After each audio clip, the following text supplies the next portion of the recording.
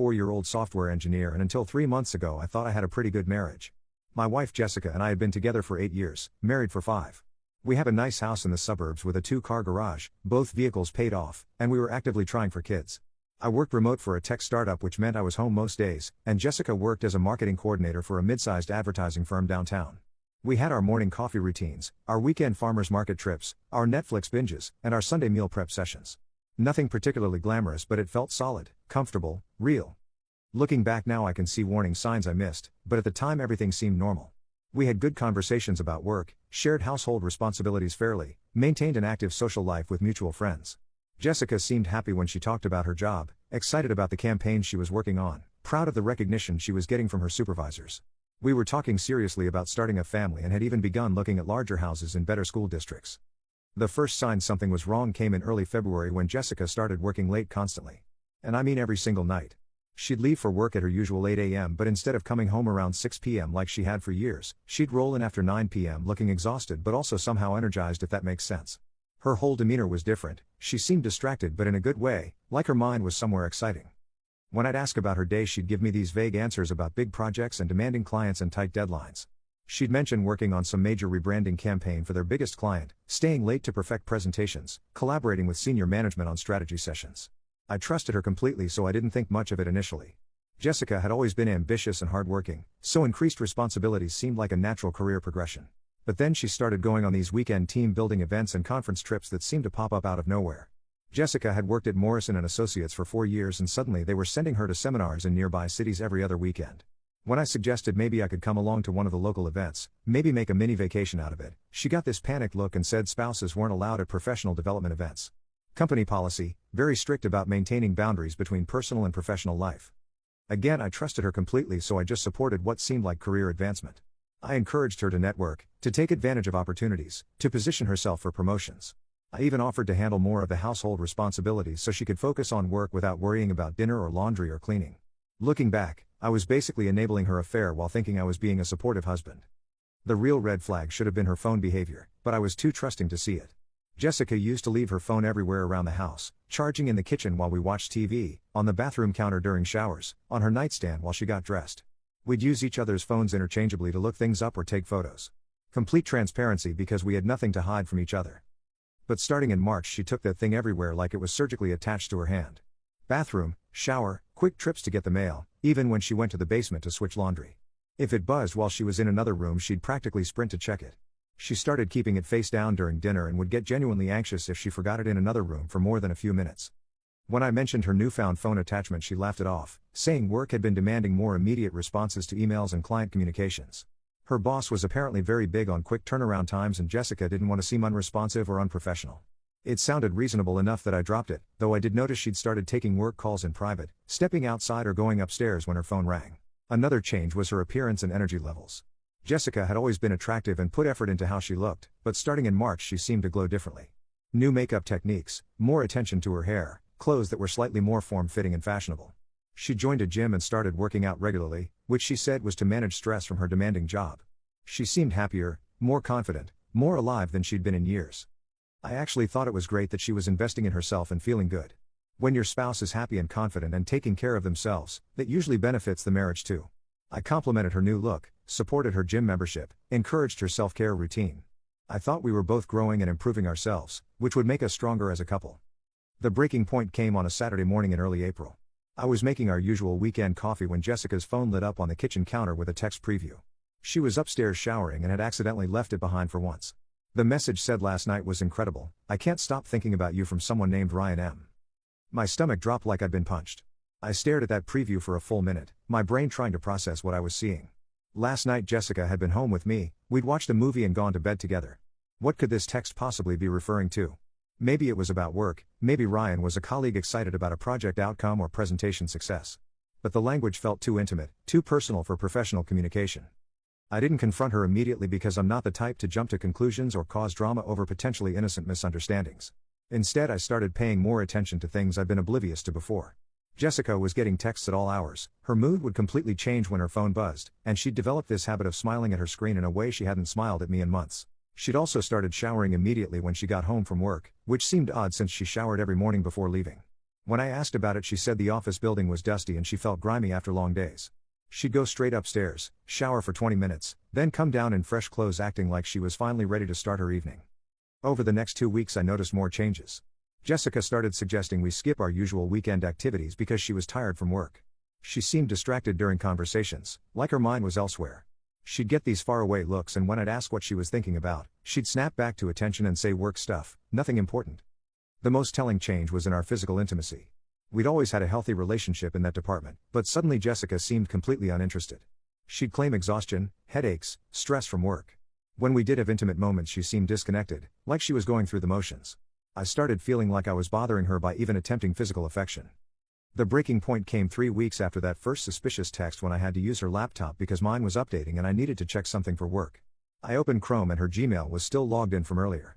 I know I shouldn't have looked, but the preview of the most recent email from Ryan.Mitchell@Morrison Associates was right there on the screen.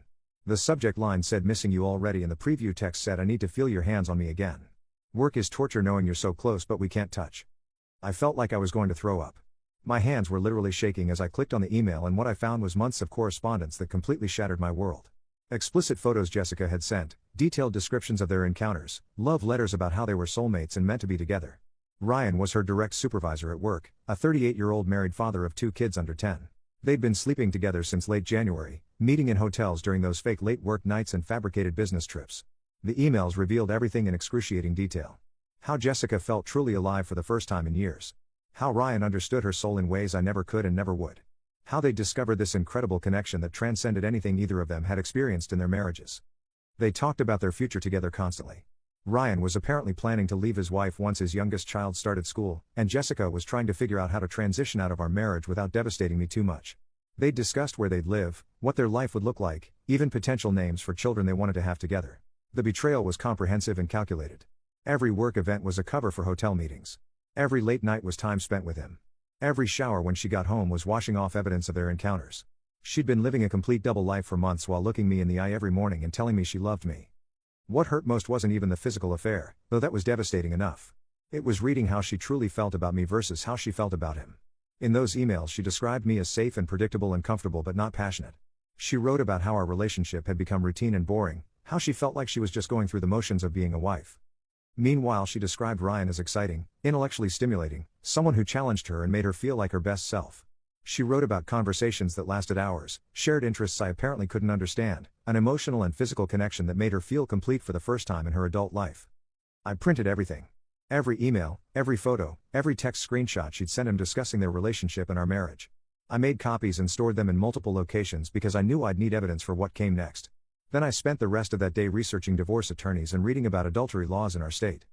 But instead of confronting Jessica immediately or filing papers right away, I decided to try couples therapy first. Maybe I'm an idiot, but part of me hoped we could work through it, that there was some way to salvage 8 years together.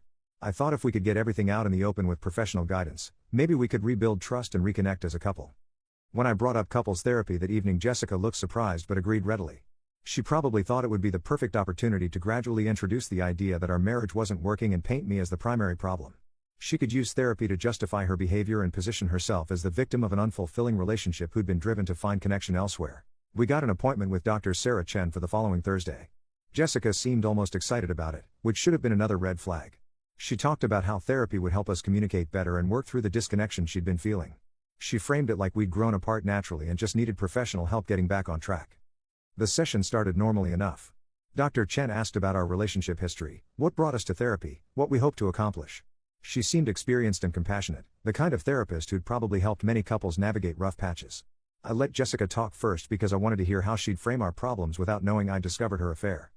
Jessica gave this incredibly manipulative performance about how we'd grown apart over the years and she was feeling unfulfilled in ways she couldn't quite articulate. She talked about feeling like we'd become roommates instead of lovers, how our conversations had become superficial, how she felt like I didn't really see or understand her as a person anymore. She said she'd been doing a lot of self-reflection and realized she needed more intellectual stimulation and emotional connection than our marriage was providing. She spoke about feeling invisible and unappreciated, like I took her for granted and didn't value her thoughts or dreams. It was a masterclass in gaslighting delivered with tears and apparent vulnerability. Dr. Chen asked thoughtful follow-up questions about communication patterns, intimacy, shared goals and interests. Jessica answered everything in ways that made me sound like an inattentive husband who'd stopped putting effort into our relationship. According to her version of events, I was emotionally unavailable, intellectually lazy, and generally failing to meet her needs as a partner. Then Dr. Chen asked if there were any external factors affecting our marriage. Jessica shifted uncomfortably and said there were some work complications she needed to discuss but wasn't sure how to bring up. She looked genuinely nervous for the first time since we'd sat down. This was my opening. I'd been sitting there listening to her rewrite our entire relationship history and I was done being painted as the villain in her story. Jessica, I said as calmly as I could manage, would you like to tell Dr. Chen about Ryan Mitchell, or should I? The color completely drained from her face. For a moment she looked like she might faint or run from the room. Then she started stammering about how it wasn't what I thought, how it was complicated, how she'd been planning to tell me but didn't know how to bring it up. Dr. Chen asked directly if there was an affair and Jessica finally admitted yes, but immediately launched into a justification speech that made my blood boil. She said she'd never intended for it to happen, that she'd been vulnerable and confused about our marriage, that Ryan had been there for her during a difficult time when she felt disconnected from me. Ryan understands me, she said, looking at Dr. Chen instead of me while tears ran down her face. He listens when I talk about my dreams and my fears and my ideas. He sees me as more than just a wife who keeps house and follows routines. With him I feel passionate and alive and creative and like the person I used to be before I got married and settled into this comfortable but unfulfilling life. Dr. Chen asked how long the affair had been going on and Jessica said about 3 months. Then she said something that I'll remember for the rest of my life, words that made it crystal clear there was no saving our marriage. I've felt more alive and understood and valued in 3 months with Ryan than I have in my entire marriage to David. He gets me on a level David never could and never will. When I'm with Ryan I remember who I really am underneath all the compromise and settling and pretending to be satisfied with a relationship that doesn't challenge me or inspire me or make me want to be better. I sat there listening to her describe their incredible connection and their meeting of minds and how I was essentially a placeholder husband who couldn't satisfy her intellectually, emotionally, or spiritually. She talked about Ryan like he was her soulmate while describing me like I was some boring roommate she'd settled for out of convenience and fear of being alone. Dr. Chen asked Jessica what she wanted to do moving forward, whether she was committed to ending the affair and working on our marriage or if she felt the relationship with Ryan was too important to give up. Jessica said she was torn between two people she cared about and needed time and space to follow her heart and make authentic choices about her future. She actually said she cared about both of us and didn't want to hurt anyone, as if carrying on a months-long affair while lying to my face every single day wasn't already hurting me beyond repair. She talked about needing to explore her feelings and understand what her heart was telling her like this was some romance novel instead of real life with real consequences. That's when I'd heard enough. I looked Jessica straight in the eye and said as calmly as I could manage, if Ryan understands you better than I do, and if you feel more alive with him than you ever have with me, and if he gets you on a level I never could, then you should have married him instead of wasting 8 years of both our lives. I stood up, shook Dr. Chen's hand, and thanked her for her time and professionalism. Jessica called after me asking where I was going and what I was doing, panic clear in her voice. I turned back and said I'm going to file for divorce so you can be with your soulmate without any complications. You'll be hearing from my attorney. I walked out of that office feeling more clarity than I'd had in months. If my wife of 5 years could throw away our entire relationship for a 3-month affair and then sit in therapy describing how much better her affair partner was than me, then our marriage was already over. I wasn't going to compete for my own wife's affection or try to convince her to choose me over someone she clearly preferred. I went straight from therapy to the law office of Patricia Hernandez, a divorce attorney my research had identified as particularly skilled with adultery cases. I provided her with copies of all the emails and text evidence I'd gathered. She reviewed everything and said I had an extremely strong case, especially since Ryan was Jessica's supervisor and the affair had been conducted using company resources. When I got home that evening, Jessica was already there, pacing around our living room crying. She said we needed to talk, that therapy had made her realize how much our marriage meant to her, that she was ready to end things with Ryan and focus on rebuilding our relationship. But I'd already heard her real feelings in therapy. When someone tells you exactly who they are and how they feel about you, believe them. She kept saying the affair was just a mistake, that she'd been confused and vulnerable, that she still loved me and wanted to make our marriage work. But I'd read those emails describing me as boring and predictable while calling Ryan her soulmate. I'd heard her tell a therapist that he understood her better than I ever could. Those weren't things you could take back or explain away. I told her there was nothing to discuss. She'd made her choice when she started sleeping with Ryan 3 months ago. Everything since then had just been her trying to have her cake and eat it too. I was done being the backup plan while she explored her options with her true love. I packed a bag and moved in with my brother Tom that weekend while we worked out separation details. Jessica texted and called constantly for the first week, alternating between desperate apologies and angry accusations. She said I was giving up too easily, that marriages take work, that couples can recover from affairs if both people are willing to try and forgive. But here's the thing, I wasn't willing to spend the rest of my life with someone who'd already decided I wasn't enough for her. Jessica had made her choice when she started an affair instead of talking to me about problems in our marriage. Everything after that was just damage control and manipulation. Update 1. It's been exactly 2 weeks since I walked out of couples therapy and filed for divorce. Jessica has been absolutely relentless with calls, texts, emails, and even showing up at Tom's house trying to get me to talk to her.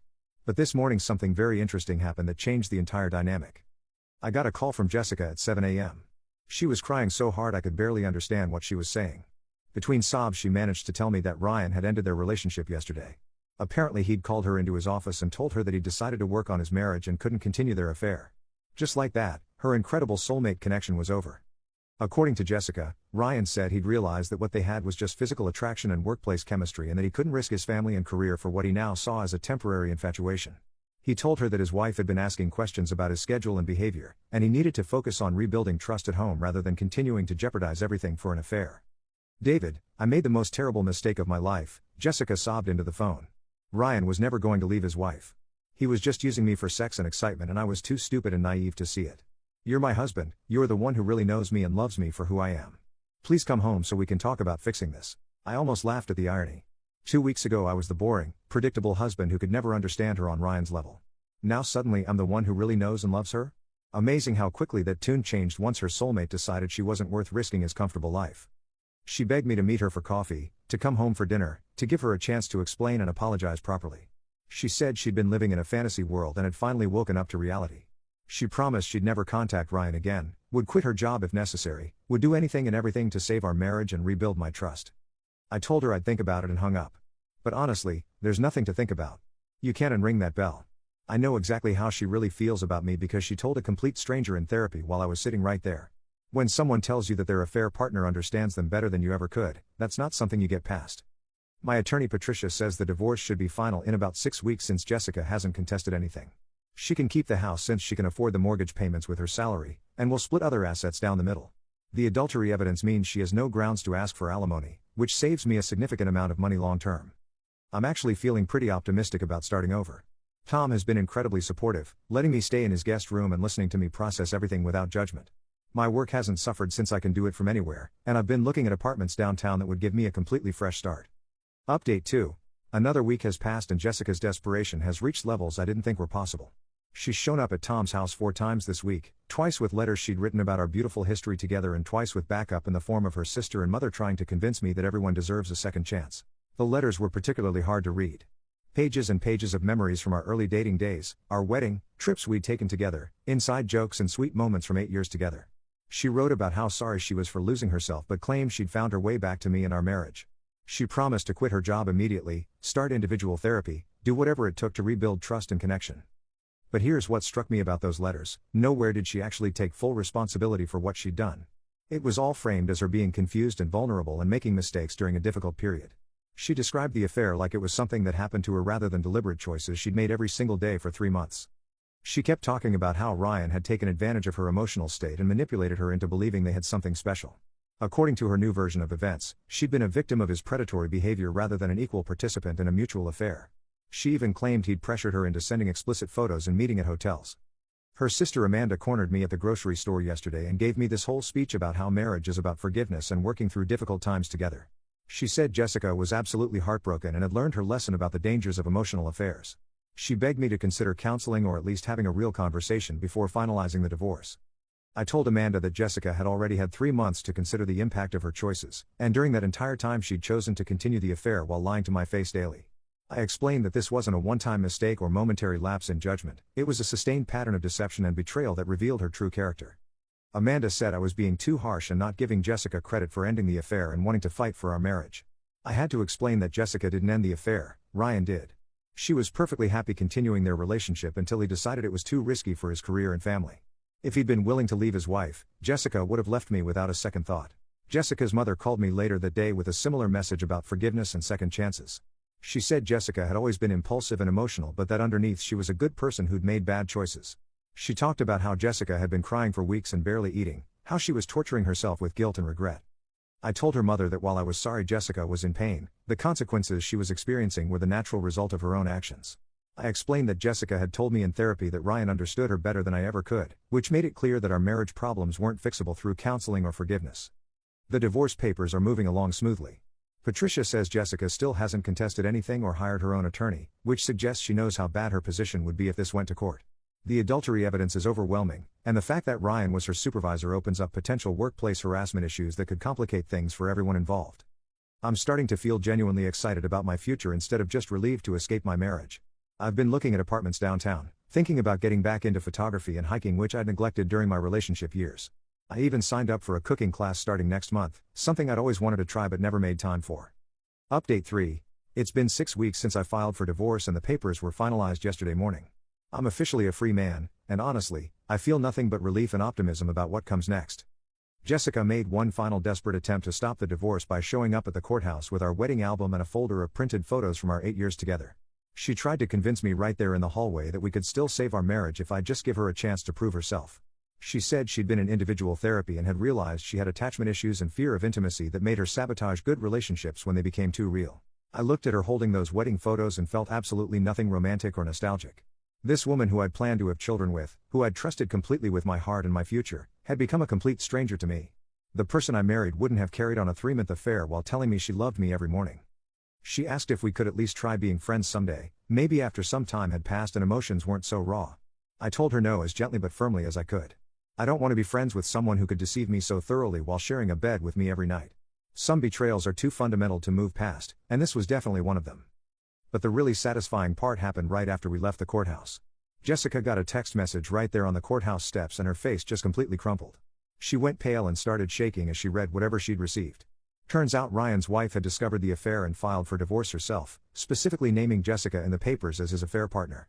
Apparently Ryan's wife had hired a private investigator who documented everything: hotel visits, restaurant meetings, even photos of them together at various locations around the city.